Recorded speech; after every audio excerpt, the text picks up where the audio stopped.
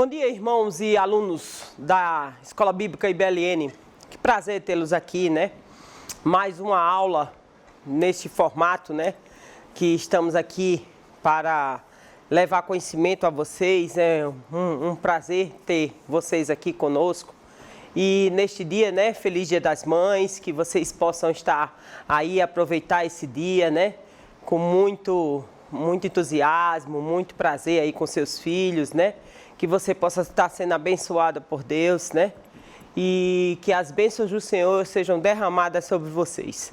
Vamos orar para a gente começar a nossa aula, porque hoje a gente não pode perder um minuto, né? Eu escrevi somente algumas folhas aqui, né?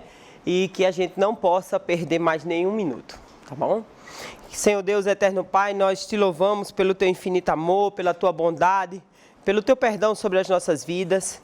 Eu quero te pedir, Senhor, que o teu Espírito esteja conosco, que a tua bênção seja derramada sobre as nossas vidas, seja derramada aí em você que está nos acompanhando aí em casa, que você possa estar com sua mente aberta para entender, compreender tudo aquilo, Senhor, que nós vamos falar aqui e que a tua bênção possa ser derramada sobre as nossas vidas.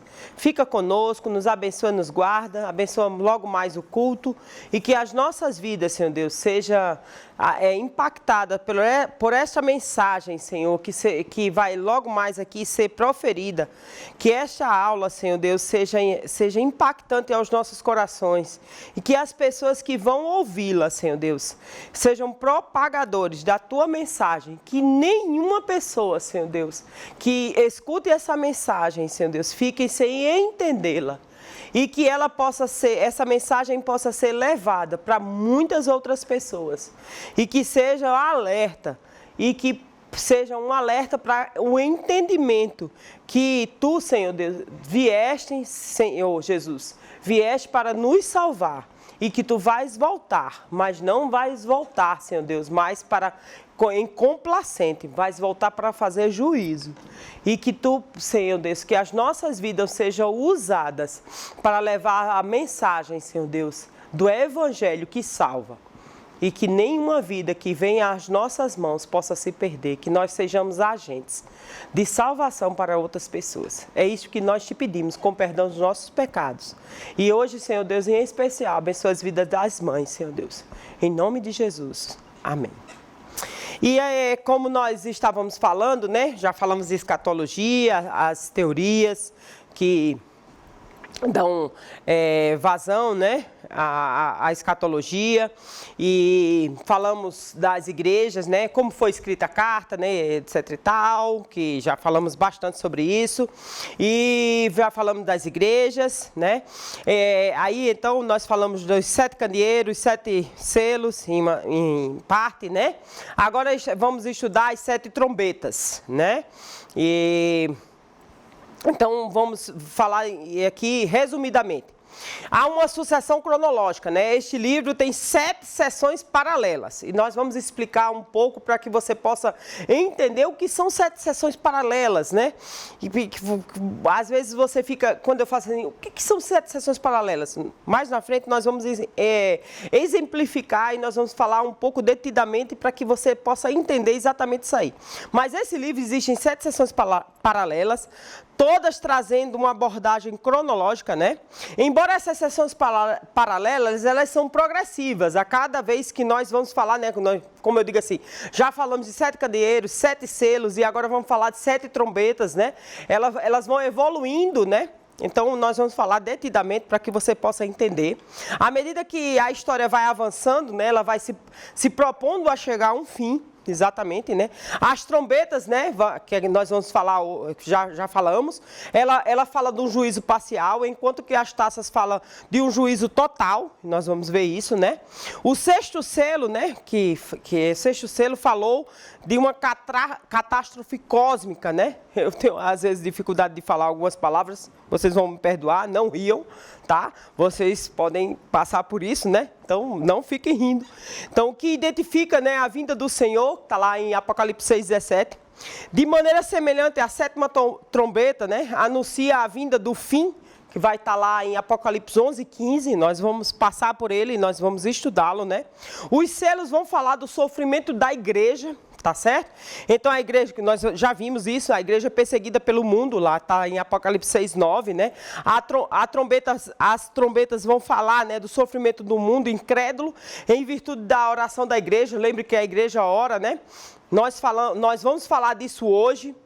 Quando a igreja está, o altar está intrinsecamente ligado, né, ao trono. Nós vamos ver isso em Apocalipse 9:4, né? Quando o altar ora, o trono se move, e esse mover do trono tem tudo a ver com o que acontece aqui, tá?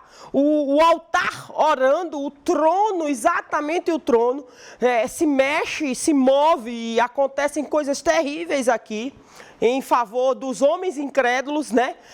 As orações dos homens tementes a Deus, eles movem, essas orações movem exatamente vamos dizer, esse poder de Deus contra os ímpios, né? E nós vamos ver, muitas coisas vão acontecer, e nós vamos ver assim muitas catástrofes, né? E você vai dizer assim: nossa, como Deus é mau. Não, Deus não é mau. Jesus, o próprio Jesus, lá em Mateus 24, Jesus avisou que ia acontecer isso. E pasmem, todas essas coisas que ainda hão de acontecer, ainda existe chance de arrependimento para estes homens. Todas essas catástrofes acontecendo, ainda Deus derrama da misericórdia do Senhor para com o homem incrédulo. Por incrível que pareça, né? Tanto os selos como as trombetas são interrompidos por interlúdios. Já vimos isso com as trombetas, e nós vamos ver isso com os selos, tá? No capítulo 7 nós vimos, e vamos ver isso no capítulo 10 e no capítulo 11, que vão ser interrompidos, né? Antes das trombetas tocarem, houve silêncio e súplica no céu. Aí nós vamos ver, tá? Aqui tá bem frio, né? Hoje está fazendo um frio, mas o negócio aqui vai ficar quente, bastante quente, tá? Então, a primeira coisa que vai mover o trabalhar de Deus em prol, né, dessas catástrofes que vão acontecer é exatamente as orações dos santos, né? E essas orações têm dois grandes motivos que vão despertar, né, esse mover de Deus. Primeiro, as orações dos santos, né, elas vão mover a mão de Deus vamos dizer assim, contra aqueles que não confessam Cristo como Senhor, tá? Como é que eu digo, né? A oração do altar, o altar está intrinsecamente ligado com a sala lá de comando, né? Com Deus, está ligado com o controle que Deus tem, tá certo? Então, o que acontece? Quando os santos aqui oram, né, pela igreja que é perseguida, pela igreja que é massacrada, pelas coisas que acontecem contra a igreja, quando a igreja ora, né, as orações de todos os tempos, o que acontece? Deus se move. E Deus, vamos dizer assim, vai juntando essas orações até um dia, né, que aí exatamente este dia, né, vai chegando este dia, e aí o céu fica exatamente em atitude de silêncio, né, como se fosse um suspense, né, e Deus se move de tal forma, né, porque há um tremor e um temor, né, para quê? Para que Deus vai tomar uma atitude, e essa ação de Deus, né, pelas orações dos santos, exatamente, né, essa ação de Deus, esse tremor, né, dos céus, esse temor, essa atitude de suspense, pela essa ação de Deus, né, diante do quê? Porque vai começar exatamente o julgamento de Deus, tá? Então, esse julgamento de Deus é exatamente essa ação de Deus. Então, tudo para. Porque no céu existe o quê? Nós vimos louvor, né? A atitude de louvor, a atitude de adoração, tudo isso para. Então, existe um silêncio, o céu fica em silêncio, porque há um temor dessa ação, né? Pelas orações dos santos, existe essa parada, né, esse suspense total, tudo para no céu, porque Deus vai tomar uma atitude. E essa atitude reverbera exatamente como eu disse na aula passada, toda essa atitude de Deus reverbera aqui na terra. Então há esse silêncio, né? Lembre-se que há um interlúdio, né? Uma parada total. E nesse silêncio, tudo para. Louvor para, adoração para, e Deus toma essa atitude. E nessa atitude, há um tremor diante do julgamento que vai começar. Tá? Isso é tão sério que lá no céu existe esse, né? João vê exatamente essa, e fica aquele suspense no céu, né? E exatamente diante desse suspense a gente começa a falar exatamente de duas correntes. Nós não podíamos falar só de uma corrente. Tá? Como nós falamos lá na escatologia, lá logo no início, né? Existem várias correntes de estudo, né? De apontar o direcionamento da escatologia, mas nesse caso nós vamos falar de duas. Basicamente duas, né, para a gente dar uma direção, aí você que segue, você se orienta, você toma a sua direção. Eu vou falar basicamente duas, porque não dá tempo, gente, não dá tempo. Eu preparei 24 páginas para a gente falar hoje, por isso que eu vou falando muito rápido, porque senão não dá tempo, tá? Então, nós vamos falar da visão futurista, tá? Primeira visão, visão futurista, primeira visão, tá? Nós vamos falar mais detidamente da outra visão, mas essa visão vamos passar bem rápido, mas vou falar, tá? Então, a primeira visão as trombetas vão tocar. Por quê? Porque Deus vai executar o seu juízo. Quando Deus começa a executar o seu juízo, na visão futurista, o que é que acontece? Geralmente, os futuristas que adotam essa visão futurista, né, entendem que o conteúdo de Apocalipse é o conteúdo linear. Tá? Linear. Eles vão acontecendo de forma linear. Tá? Capítulos sucedem um ao outro. Os capítulos sucedem um ao outro. Em ordem cronológica, tá? Sendo que, a partir do capítulo 4, começa a descrição de uma série de eventos que ocorrerão principalmente no período final. Tá? A grande tribulação. Tá? Essa grande tribulação. Também é verdade que a maioria dos estudiosos defendem essa posição, acredita que o período final tem a duração de 7 anos. Tá? Nós vimos isso lá no início, só estou repetindo para você recapitular. Iniciará após o arrebatamento da igreja. Tá? Lembre-se que a visão futurista, eles acreditam que a igreja vai ser arrebatada, a igreja não vai passar pela grande tribulação. Tá bom? Só estou falando para você recapitular aí seu entendimento. Sobre esse pensamento, as 7 trombetas se referem a acontecimentos que ocorrerão em algum momento dentro do período da tribulação. Tá certo? Sequencialmente, após a abertura dos selos, conforme Apocalipse 6, tá? Nós já vimos na aula passada. Também é importante dizer que essa interpretação considera em uma maior parte no sentido literal, tá? Eles adotam o sentido literal, então não tem nada de simbólico, é tudo literal, em base. Não há o sentido simbólico, tá bom? Então, nesta interpretação, o que é que acontece com as trombetas? Primeira trombeta, tá? Sara até ficou rindo comigo, porque várias vezes eu errei esse nome, e Sara caía na risada, e vamos lá. Mas eu vou acertar todas as vezes. Primeira trombeta, né?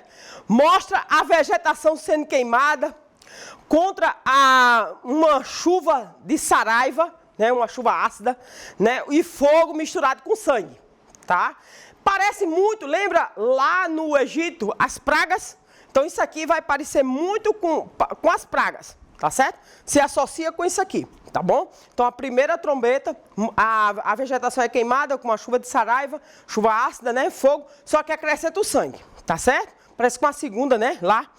A segunda trombeta, né, mostra a mortandade da terça parte dos peixes viventes no mar, né?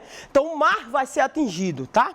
A terceira trombeta mostra a contaminação da terça parte dos rios, fontes e águas, tá certo?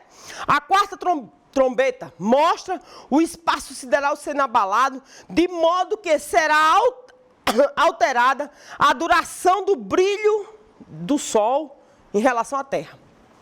Tá bom? Aumentar o calor, tem todas aquelas teorias, vocês já sabem disso aí. A quinta trombeta mostra uma praga de uma criatura semelhante ao gafanhoto. Eu quero fazer a descrição dessa criatura na outra, quando eu for esmiuçar a outra teoria, tá bom? Então eu prefiro fazer lá. Que literalmente picará as pessoas durante 5 meses. Eu também quero fazer a descrição desses 5 meses, falar tudo lá, porque eles tiram tudo aqui como literal. Então não adianta eu estar falando como é que vai ser, porque eles acreditam aqui como literal. Então prefiro fazer lá. Trazendo-lhe grande sofrimento. Alguns estudiosos dessa linha de interpretação de forma mais coerente entendem que tais figuras simbolizam o demônio. Verdade. Simboliza o demônio, tá? Sexta trombeta, mostra a soltura dos anjos terríveis que estavam presos no rio Eufrates. Lembra rio Tigres e Eufrates? Onde é que fica? Lá no crescente, no delta, né? Lá, no delta, no crescente fértil, lá onde tinha basicamente o paraíso, onde Deus resolveu formar o paraíso. Então, aqui se faz uma analogia, né? Como eles encaram literal, eu não posso estar muito falando do que realmente, né, aconteceu, ou que mais ou menos ia acontecer. Mas o Eufrates está entre o Tigre e o Eufrates, que é lá na Babilônia, tá certo? Então, aqui, a fim de matarem a terça parte dos homens. Essa soltura desses seres presos, onde estava lá no Eufrates, esses seres demoníacos, eles vão em busca da terça parte dos homens para aniquilar a terça parte dos homens ímpios, tá certo? Então vamos lá, já a sétima trombeta abrange os julgamentos descritos na sétima taça. Aí já lá mais na frente na Bíblia, né? Ou seja, os últimos eventos que se estendem até a volta de Cristo em glória, né? Para estabelecer o seu reino milenar na terra. Tá bom? Então, eu fiz esse breve resumo, porque os futuristas, eles creem de forma literal, então não posso sair muito do que tem na Bíblia, né? Não posso falar nada de símbolo, nem nada, né? Particularmente, penso que essa interpretação, isso aí é um achar meu, né? Não é a mais adequada ao livro de Apocalipse, pois ignora o estilo literário, né? A organização natural do próprio autor João, né? E do contexto histórico do livro, que traz muito símbolo, né? E a própria observação que o próprio João vai fazendo a posteriori do que ele próprio observou, né? Outro grande problema dessa visão é tentar interpretar literalmente as referências que são dadas claramente simbólicas, tá? Então, esses dois problemas, eu gosto, não é meu feitio de aniquilar uma corrente, mas neste caso eu estou fazendo exatamente uma escolha. Porque como explicar, né, dizendo exatamente assim, tomando partido, vamos dizer assim, por uma corrente, exatamente, eu não me associo a essa, porque fica muito difícil da gente explicar realmente o que acontece. Beleza? Então vamos explicar o que realmente acontece exatamente pela visão histórico-idealista, tá certo? Então vamos explicar o que eu falei lá no início. O que são essas 7 seções paralelas, né? Quando eu falo, né? Geralmente os estudiosos defendem essa interpretação, adotam um sistema de organização do livro de Apocalipse conhecido como paralelismo progressivo, né? Os fatos vão acontecendo, se juntando. Algumas vezes a gente olha, feito as câmeras, como eu digo, né? Do filme. Mostra aqui uma cena, mas mostra outra lá na frente e volta um pouco. E aí vai mostrando vários aspectos da mesma coisa. Mas, no entanto, está mostrando as cenas. Certo? Nesse sistema, hoje eu esqueci a minha garrafa. Mas aqui tem os copos. Beleza. Nesse sistema, o livro do Apocalipse tem 7 seções paralelas, tá certo? No início, quando eu começo, eu sempre faço uma revisãozinha, a gente vai falando das seções, tá bom? Então, no livro de Apocalipse tem 7 seções paralelas, que abordam o período desde a primeira vinda de Cristo, lembra disso? Até a sua vinda, a segunda vinda, tá bom? Isso significa que a mesma história é contada várias vezes. Isso se chama paralelismo. Porém, progressivamente, ela vai progredindo a história, tá certo? Ou seja, à medida que vamos avançando na leitura do livro, tá? Percebemos que a narrativa vai se intensificando, aí que a mesma história é contada da perspectiva diferente. Como eu te falei, vamos mostrando, né, os selos, as trombetas, tá certo? Os candeeiros. Aí a gente vai mostrando de várias perspectivas. De modo que as cenas vão ficando cada vez mais claras para você, tá certo? Logo, embora as trombetas aparecem, após vem os 7 selos, a importância se estende para isso representar as sucessões cronológicas. Beleza? Vamos lá. Especificamente sobre as trombetas, que é o que nós vamos falar aqui, né? Podemos dizer que elas falam de um juízo parcial, tá? Sobre o mundo, não sobre a igreja, beleza? É o sofrimento do mundo incrédulo em resposta às orações da igreja. Lembra disso? As trombetas é o juízo de Deus sobre o mundo em relação às orações da igreja. Beleza? Deu certo aí? Vamos lá. As 7 trombetas são um juízo parcial. Tá certo? Então vamos lá. Vamos falar um pouquinho das trombetas, uma introdução para você entender. As trombetas, elas são divididas em 2 grupos. Pessoal, lá em casa fica brincando que eu não me dou bem com o número. Então, 2 grupos. Ó, falei certo. 2 grupos. Tá certo? Então, 2 grupos. O primeiro grupo, catástrofes naturais. Tá certo? Então, as catástrofes naturais, elas vão atingir a terra, o mar, os rios e os astros. Tá bom? E essas vão atingir as primeiras trombetas. Já que eu não me dou bem com o número, eu vou parar de dizer número, né? As 3 últimas trombetas, tá certo? Então, as 4 primeiras vão atingir a terra, o mar, os rios e os astros. E as 3 últimas trombetas são sofrimentos impostos diretamente aos homens. Sofrimentos impostos diretamente aos homens. Elas vão se chamando os ais. Elas vão atingir os homens, tá certo? Exatamente isso. Elas vão refletir exatamente o que a Bíblia traz em Mateus 24. O capítulo todo, mais especificamente do 4 ao 8. E 24, do 13 ao 22, tá certo? As 4 primeiras trombetas se distribuem exatamente como eu falei. Terra, mar, rios e astros. E as trombetas vão falar do juízo divino que procede da volta de Cristo. E as trombetas vão indicar uma série de calamidades. Isso aí a gente já viu quando falamos lá na introdução de Apocalipse. Beleza?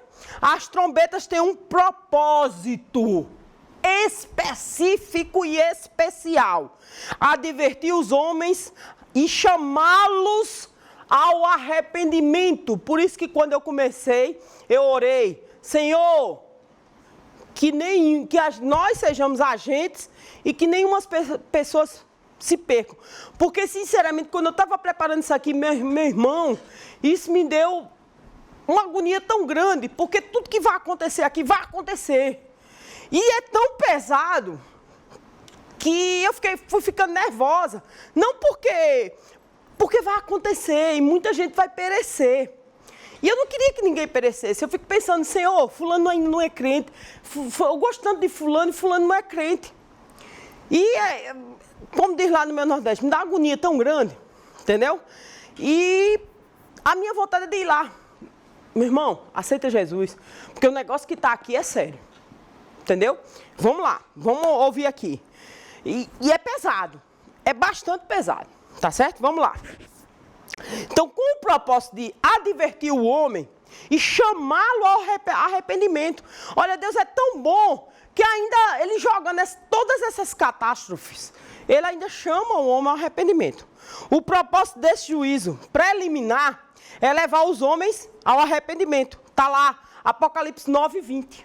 Leia lá, acompanhe. Tá certo? Então, ele oferece a oportunidade de arrependimento aos homens. Ele ainda derrama essa ira misturada com graça. É a ira misturada com graça. Em sua ira, Deus se lembra da misericórdia. Deus ainda se lembra da misericórdia. Entretanto, o sofrimento em si não é suficiente muitas vezes para levar o ímpio ao arrependimento. Ainda como está lá no 9:20 e como está em Apocalipse 16, de 9 a 10. Veja lá. Mas em nome de Jesus, se você tem um amigo, se você tem um parente, pelo amor de Deus, prega a palavra para ele. Porque o negócio é sério. Calamidades terríveis sucedem ao ímpio com o fim de castigá-lo. É esse o fim, castigá-lo. Por sua opção, a causa de Cristo. Ele escolhe ser contra Cristo. Então Deus faz o quê? Castiga-o. Agora Deus não tem paciência. Ele vai castigá-lo. Entendeu? É a perseguição que Deus está entendendo que ele persegue a causa de Cristo. Persegue contra a causa de Cristo. Ele anda contra a causa de Cristo. Tá certo? Então, mas por meio desse juízo, Deus está continuamente o chamando ao arrependimento. A função das trombetas é admoestar, por incrível que pareça, tá certo? De um modo brutal, né? De um modo até, vamos dizer assim, mais terrível, mas é exatamente esse, chamar a atenção. Então Deus, quando a gente diz assim, Deus é amor, mas é justiça, é verdade. E é justiça de fogo consumidor.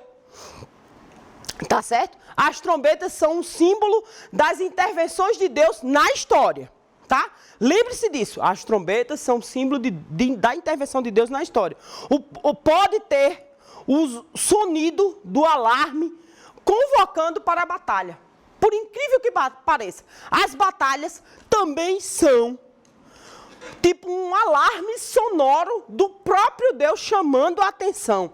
É a chegada do perigo, tá?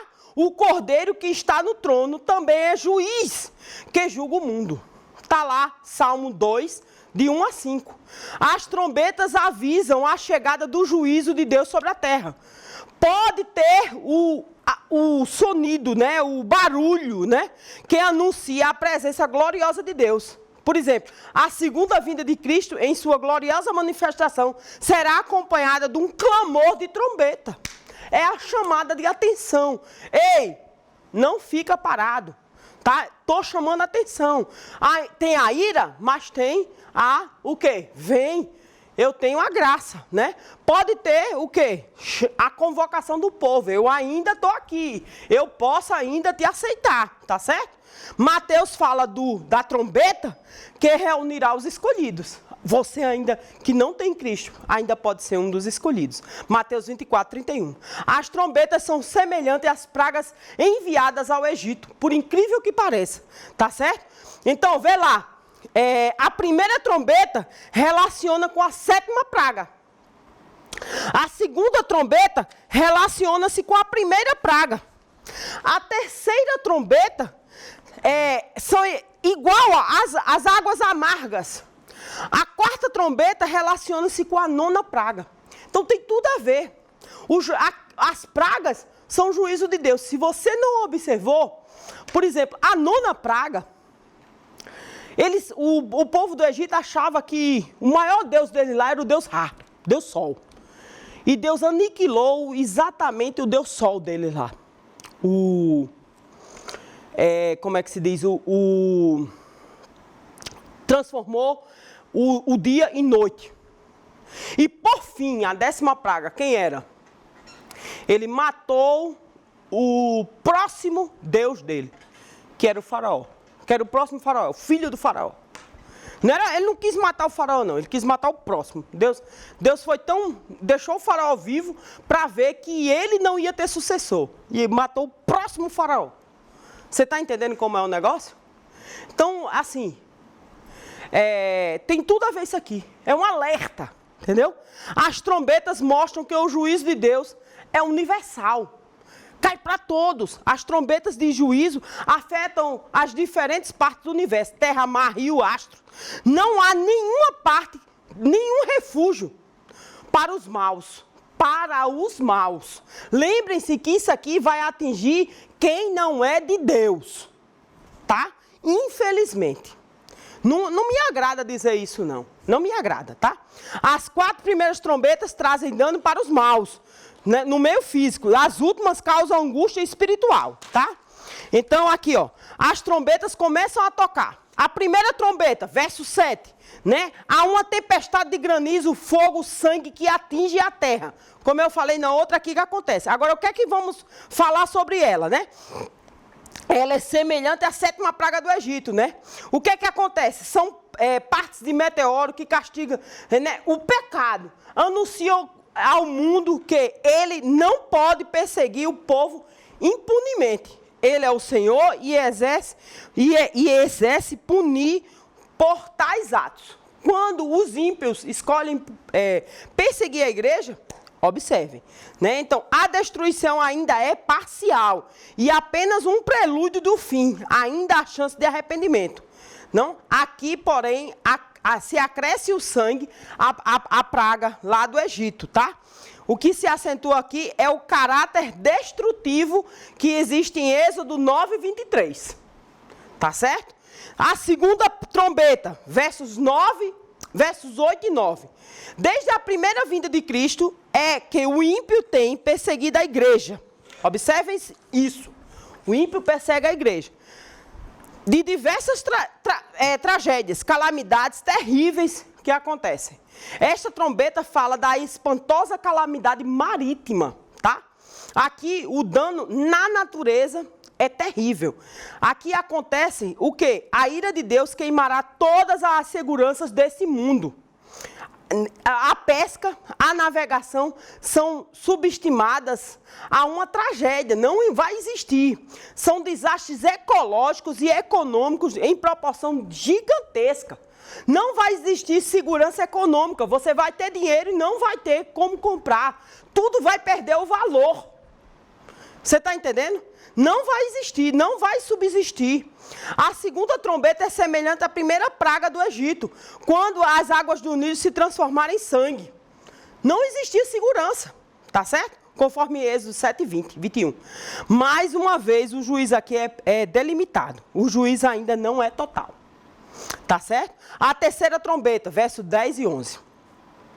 Agora, o juízo agora é que a água doce se transforma em água amargosa. Tá certo? É a grande batalha, ao meu ver, do século 21. Não é petróleo, não é energia, nada disso. Os recursos naturais do mundo estão se acabando. E a grande batalha é a água potável. É exatamente isso aqui que fala aqui, ó. As pragas têm visitado o mundo com doenças, como nós estamos agora, numa pandemia de doença, dessa doença, o vírus, né? Mas os rios e as fontes poluídas é o que nós vamos sofrer no futuro, sem água potável. Né? Os perseguidores, os ímpios, não encontrarão em nenhuma parte do universo verdadeiro descanso. Tá certo? Por conta do quê? Exatamente dessa perseguição, as águas amargosas, né? Em nenhum tampouco gozo, nem paz, nem nada. Lembra quando Jesus ia embora, o que foi que ele disse? A minha paz eu vos dou. Lembra disso? Que ele fez? Aqui, o Espírito Santo, ó, já era. Não existe paz. Entendeu? Então, às vezes, nos esquecemos que as enchentes, as inundações, são atos de juízo de Deus. Esses desastres naturais são trombetas de Deus chamando o homem ao arrependimento. Tá certo? O juízo ainda não é final. 8:11. Consequentemente, esse juízo é mais grave do que os outros, pois aqui a morte de pessoas é explícita, infelizmente. A quarta trombeta, verso 12. Os astros, o sol, a lua, as estrelas, desde a sua órbita, lutam contra o inimigo da igreja, né? Os inimigos de Deus. Deus está usando os astros celestes para admoestar aqueles que não lhe servem e perseguem os seus filhos, por incrível que pareça. E misericórdia. Calamidade tem vindo à humanidade como resultado das coisas que ocorrem nos céus. Meteoros caindo sobre a terra, eclipses, tempestades de areia, furacão, tornando as calamidades terríveis, vindas do céu, têm visitado a terra. Nesta época, principalmente. Essas tragédias são trombetas de Deus, alertando os homens a se arrependerem. A terra, o mar, os rios, os astros são trombetas de Deus que anunciam o juízo, convocando os homens, infelizmente, para né? Gente, infelizmente, ainda os que não têm Cristo, e Deus quer chamá-los ao arrependimento. O ser humano encontra adversidade em quatro lados, todos os cantos, é universal, né? Por todos os lados, tá? Uma águia voando no céu, avisando sobre o caráter trágico das últimas trombetas. Verso 13, né? João vê e ouve uma águia predizendo as calamidades mais terríveis que sobrevirão. E agora vem o ai dos que moram na terra por causa dos desastres vorazes da trombeta, dos 3 anjos que ainda tem de tocar. A tríplice repetição na ênfase, ai, né? Vem a 5ª, 6ª praga que vão destruir muitos homens. Enquanto a 7ª trombeta destruirá a obra dos homens. Tá certo? Assim como o povo de Israel foi poupado das pragas, a igreja será poupada das pragas decorrentes das trombetas. Preste atenção. Então, vamos concluir essa parte do capítulo 8, né? Pelo amor de Deus. Se você não aceitou Jesus, aceite, meu irmão, porque a destruição é terrível. Se você tem um parente que não conhece Jesus como suficiente Salvador, prega a palavra de Deus. Porque agora, vamos lá, vem as 3 últimas pragas, elas são terríveis, né? Porque agora as 4 primeiras destruiu a terra, o mar, os rios e os astros. Mas agora vem os ais, é contra as pessoas, né? Contra as pessoas. Essa 5ª trombeta fala de um terremoto imposto, de um tormento imposto aos homens que não têm o selo de Deus. Tá? Há uma inquietação no mundo. As pessoas não têm paz. Lembra disso que eu falei? A paz que eu vos dou, o mundo não pode dar. E aqui a paz já foi, né? E elas buscam refúgio na religião, no dinheiro, na bebida, no sexo, nas drogas, na fama, mas o vazio é cada vez maior. Não tem onde ter paz. Por quê? Porque quem nos dá a paz é o Espírito Santo de Deus, ainda habitando aqui, por incrível que pareça, nessa calamidade. Quem ainda nos dá uma sensação de paz é o Espírito Santo de Deus, mas o Espírito Santo, já foi, né? A degradação dos valores aumenta, a família está desintegrada, né? A imoralidade campeia, a violência aumenta, os conflitos vão evoluindo, vivendo em dias difíceis e ferozes, conforme 2 Timóteo 3 e Mateus 8, 28. Tá certo? Para um mundo que rejeita Deus, a maldição é receber o que desejam, o próprio demônio, infelizmente. Isso, infelizmente. O imundo, sem Deus, somente pode existir com um mundo em que penetra o satânico. Infelizmente. Deus dá aos homens o que eles querem. E nisso está a sua maior ruína. Romanos 1, de 18 a 32. É o que está lá. Deus usa ainda a obra do próprio diabo como um castigo e a demonstração dos maus. Deus é inteligentíssimo. Né? Aliás, dono de toda a inteligência. Conforme 9, 20 e 21, Apocalipse 9, 20 e 21, ele usa a própria obra de Satanás contra os homens que não escolheram Cristo. Tá certo? O rei da cavalaria do inferno, verso 11 aí. Ele é uma estrela caída do céu. Né? No verso 1 do capítulo 9. Né? E vai lá no 11. Os anjos são descritos na Bíblia como estrelas caídas. Né? Jó 38, 7. Né? Lúcifer, infelizmente, decidiu, né, ir contra Deus, conforme Isaías 14:12, tá certo? Tá lá, é descrito. A estrela que João viu foi uma estrela caída. João não viu uma estrela caindo, ele já era caída. A queda de Satanás é um fato passado, ele já é caído, é decadente, é derrotado, tá? Ele tem um caráter pervertido. Satanás já tem um caráter destruidor, pervertido, conforme o verso 11, né? Os demônios que saem do poço, do abismo, são liberados por esse ser maligno, que é assassino, ladrão, mentiroso. Ele veio roubar, matar e destruir, conforme João 10:10. Há um espírito gerador de crise na política, na economia, nas instituições, né? Tudo pervertido. Ele é Deus desse século e príncipe das potestades do ar. O diabo é este espírito terrível que atua nos filhos da desobediência, conforme Efésios 2:3. Tá? Ele tem sua autoridade limitada. Versos 1, 4 e 5 lá. Tá? O diabo é um ser poderoso, mas Deus é o Todo-Poderoso. Lembre-se disso. O diabo tem uma autoridade de agir, o diabo não tem autoridade de agir, a não ser que Deus permita. Como aconteceu lá com o caso de Jó. Lembre-se disso. A autoridade para abrir o poço do abismo foi dada por Deus. O diabo não tem a chave do poço do abismo. Essa chave é dada. É Jesus quem tem a chave da morte e do inferno. Apocalipse 1:18. Lembre-se disso. Ele solta um bando de demônios que estava preso. Judas 6. Tá? Existem dois tipos de demônios: os presos aguardando o julgamento em algemas eternas e aqueles que estão em atividade. Tem dois tipos de demônio: os que estão presos, Judas 6, você lê lá, e os que estão em atividade. Tem demônios aqui em atividades, tá certo? Parte destes que estavam presos são liberados, 2 Pedro 2:4. Tá? Nos abismos do inferno existem anjos guardados para o juízo. Desculpa. Agora Satanás recebe permissão para que esses demônios saiam e perturbem o homem que não tem Cristo. Tá bom? Bem claro, não tem Cristo. A autoridade limitada quanto à ação, versos 4 e 5 de Apocalipse. Os gafanhotos são insetos que destrói a vegetação. Lembre-se disso. Êxodo 10, 14, 15, tá certo? Leiam lá.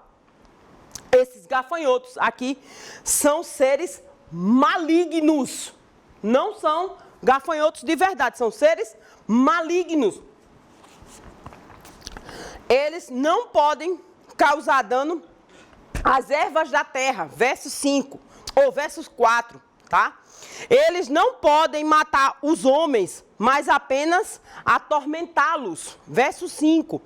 Eles não podem atormentar os homens selados por Deus. Não podem, tá?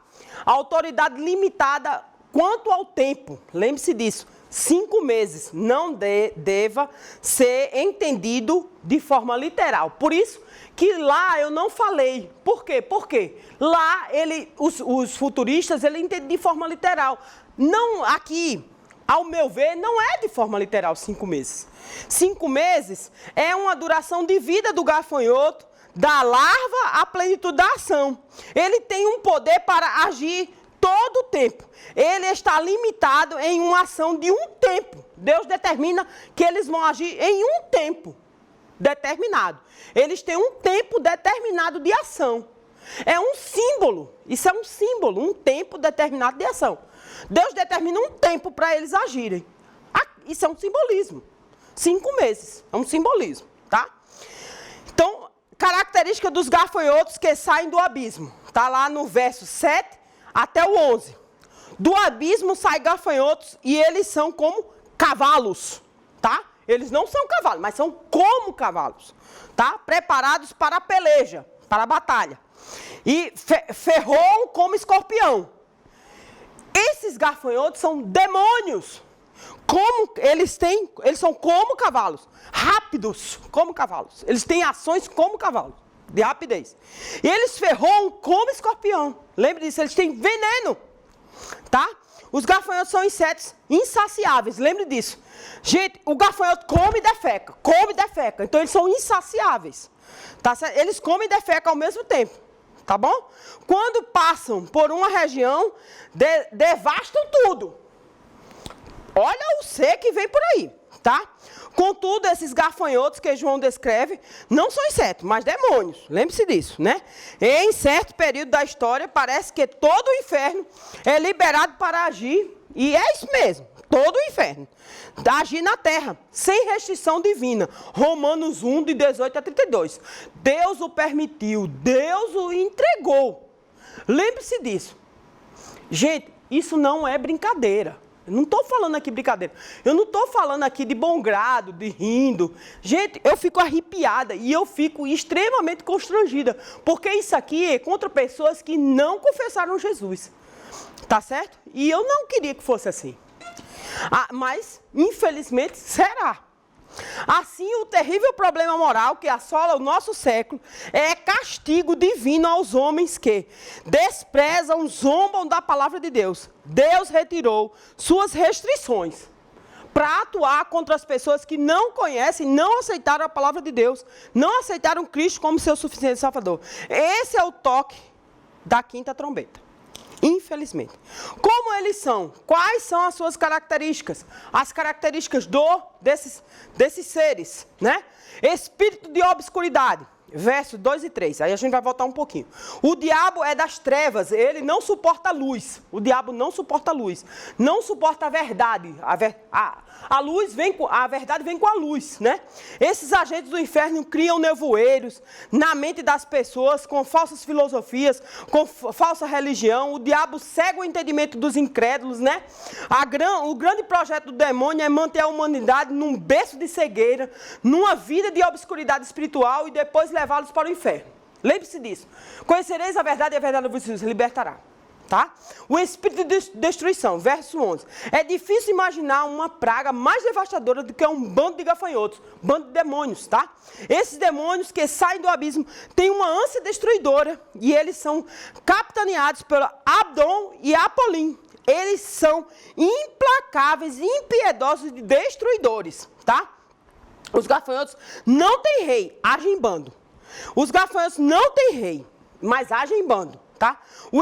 Esses espíritos malignos têm atordoado vidas, arruinado lares, jogado jovens na vala das drogas, empurrado jovens na prática da imoralidade, semeado a ganância, a criminalidade no coração do homem e depravado o homem, mulheres, né? Eles destroem a paz. Essa cavalaria do inferno, em suas cavalgadas, pistoleiam crianças, jovens, famílias, trazendo grandes sofrimentos para onde passam. Gente, não é brincadeira. O espírito, qual é o espírito? O espírito de poder e domínio. Esses demônios atuam nos filhos da desobediência, conforme Efésios 2:3. Eles mantêm no cativeiro seus escravos. Os ímpios estão sob domínio de Satanás. E este no reino das trevas, conforme Colossenses 1:3. Tá? E Atos 26, 18. O diabo é o Deus desse século, conforme 2 Coríntios 4:4. É o príncipe da potestade do ar, conforme Efésios 2:2. E o espírito que atua nos filhos da desobediência, conforme eu já disse. Há pessoas que vivem debaixo do reinado do medo e do terror. Há pessoas que são verdadeiros capachos de Satanás, em cemitérios, fazendo despachos, trabalho de macumba, feitiçaria e etc e tal. Esses espíritos controlam a vida de pessoas que vivem na prática da mentira, pois o diabo é o pai da mentira e vive propagando feitiçaria e etc e tal. Aqui eu não quero nem dizer o resto. Esse espírito controla aqueles que vivem com o coração cheio de mágoa e ressentimento, conforme Mateus 18:34, 2 Coríntios 2:10 e 11. Infelizmente, gente, ainda tem pessoas que vivem desta forma. Esses espíritos cegam o entendimento dos incrédulos e mantêm as pessoas no cativeiro da incredulidade, conforme 2 Coríntios 4:4. O espírito da inteligência, por incrível que pareça, o espírito maligno é extremamente inteligente. Esses espíritos malignos podem discernir quem são dele e quem são de Deus. O diabo e seus demônios não podem atingir quem é de Deus. Mas aí esses espíritos possuem uma inteligência sobrenatural. Esses peritos, eles são peritos e estrategistas. Eles armam ciladas, criam sutilezas, inventam filosofias e religiões para retorcerem, recriarem a verdade. Esses gafanhotos invadem a imprensa, as universidades, a televisão e até os púlpitos, para recriarem a verdade e desfazerem aquilo que é a verdade do Senhor para a vida das pessoas, para levarem para o inferno. Infelizmente. Espírito da sensualidade, verso 8. Devemos fugir daquelas ideias medievais que pintam o diabo como um ser horrendo. Eles dissimulam, eles parecem anjos de luz. Eles usam as máscaras atraentes, hoje em dia mais do que nunca. O culto, antigamente, na Ásia Menor, era Dionísio, voltado à sensualidade.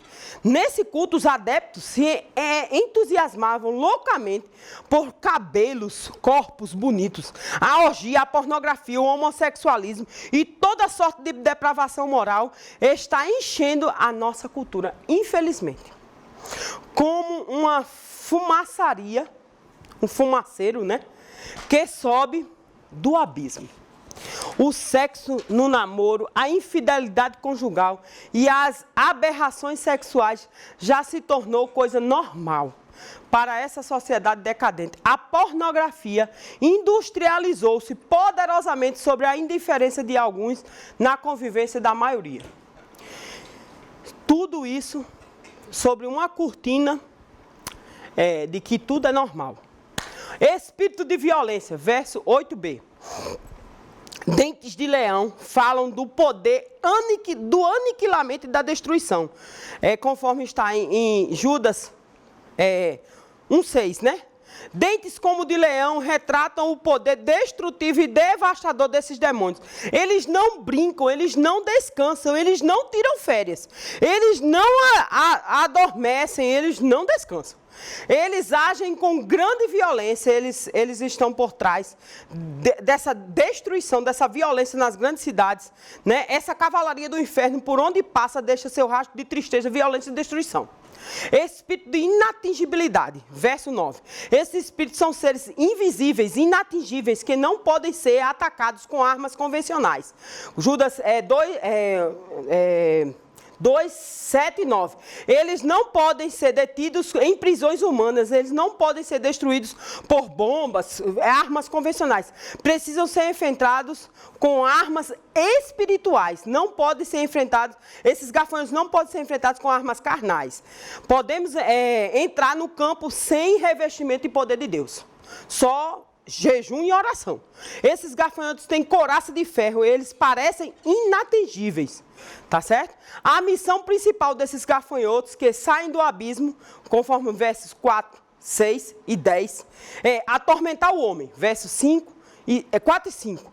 João vê, ao ser aberto o abismo, sobem imediatamente do poço uma coluna de fumaça semelhante à fumaçaria das grandes fornalhas. Esse é o símbolo da terrível cegueira moral e espiritual provocada por essa força terrível que age na terra. Verso 3. Essa estrela caída é um dragão cheio de cólera. Apocalipse 12, 12. Esses gafanhotos são como uma cavalaria infernal que pistoleiam, fazem trepidar a terra. E como escorpiões que ferroam os homens como seu terrível veneno, João estava falando em uma invasão extraterrestre. Vindo lá, né, de baixo, né, lá, né, de forças cósmicas também, né, do mal invadindo a terra. Há um cerco de demônios em volta da terra. Os homens estão cercados pelos gafanhotos do inferno. Esses gafanhotos tomam a vida dos homens, tornam a vida dos homens um pesadelo, por incrível que pareça. O objetivo deles é destruir unicamente os homens. Eles não são bonzinhos, gente. Eles despojam os homens de toda perspectiva de felicidade. São angústias infernais. Eles ferrou os homens com escorpiões cheios de veneno. Apocalipse 9, 5 a 10. Esses gafanhotos tiram a paz da terra. Os homens vivem atormentados, inquietos, não há paz para os ímpios, não há paz nas famílias. O mundo está em conflito. Nesse desespero existencial, o homem busca a fuga para o misticismo, para as drogas, alcoolismo, mas não encontram alívio. Não vão encontrar alívio. O sofrimento que estes gafanhotos provocam não é imaginário, mas é real. Não é apenas espiritual, é físico. Causa dano aos homens. O objetivo dele é causar dano aos homens. 4 e 10, o verso. Esses seres malignos receberam poder, verso 3, para causar dano aos homens, verso 4 a 10. Quanto dano eles têm causado aos homens? Há muito tempo. Quantas perdas, quantas lágrimas, quanta vergonha, quanta dor, quanta angústia nos lares arrebatados, quantas vidas iludidas, quantas pessoas com esperanças mortas. O diabo é falsário. Ele promete prazer, mas dá desgosto. Ele promete vida, mas provoca a morte. Onde ele age, causa dano e perda. Esse é o diabo. O tormento que ele causa é pior que a morte. Verso 6. Com o Apocalipse 6, 15 e 16, as pessoas buscam a morte. Lembra disso que a gente falou? Que as pessoas buscam a morte e não encontram lugar, né? Apocalipse 9, 6, essas pessoas não têm nenhuma disposição para o arrependimento. Isso é que é pior. O espírito da época consiste de saturação da vida e de medo indizível, né? Atraído misteriosamente pelo jogo do desespero, tá? O ser humano desperdiça sem livrar-se de si mesmo. Ele não sabe o que fazer, tá? Ele está perdido. Ele transforma o suplício, né? O diabo fez com que o homem se sentisse... não sabe o que fazer, tá? Um suplício. O tormento causado por esses gafanhotos é tão grande que os homens buscarão a morte a fim de encontrar um alívio, mas não encontrarão. Para a agonia que sentem, né, com tanto tormento, que eles não sabem o que fazem, né? Nem mesmo a morte lhes dão alívio. Nem mesmo a morte servem de alívio. O sofrimento é tal que a morte seria preferível, mas não encontram a morte. Os homens verão a morte como alívio e não encontrarão a morte. A condição do povo. Qual é a condição do povo de Deus? Agora vamos falar a verdade, né? A gente fala bem, né? Qual é a condição do povo de Deus? Aí, vamos falar agora. A condição do povo de Deus, né? Diante dessa cavalaria do inferno. O diabo e seus demônios conhecem aqueles que são de Deus e não lhes tocam, tá? Quando você pertence à família de Deus, você se torna conhecido no céu, e na terra e no inferno, tá? No inferno. Quem é nascido de Deus, Deus guarda e o maligno não toca. 1 João 5,18. Guarda esse verso. Aquele que está em nós é maior do que o que está no mundo. 1 João 4,4. O povo de Deus é distinguido dos ímpios pelo selo de Deus. A igreja é o povo de Deus selado. Apocalipse 7,4. Tá?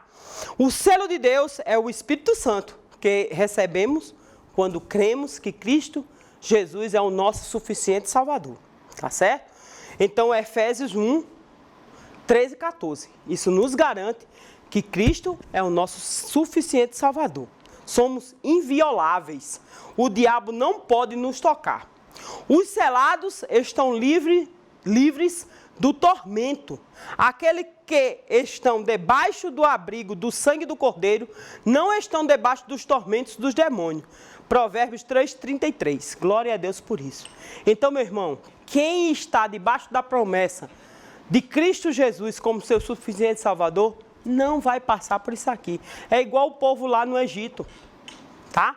Então, meu irmão, a gente vai parar por aqui, porque daqui a pouco, senão a gente não, né? A gente não tem nem a homenagem do Dia das Mães, porque se eu fosse falar, ainda tinha aqui algumas páginas. A gente parou aí no verso 12, no 9 e 12. E na próxima aula a gente continua, né? Porque é pouco assunto. Sinceramente, esse é um dos assuntos mais controversos, com mais detalhes, mais simbolismo. Então, eu não posso deixar você sem informação. Eu não gosto de deixar você sem informação, o problema é esse. Então, na próxima aula a gente continua. E eu desejo a você, mãe, feliz Dia das Mães. Para vocês, um domingo abençoado. Que uma semana maravilhosa, né? E nós vamos vencer, gente. Tenha certeza. Deus está conosco e nós vamos vencer. Isso já vai passar, né? E nós vamos estar vitoriosos com Cristo Jesus. Deus abençoe vocês. Um bom domingo.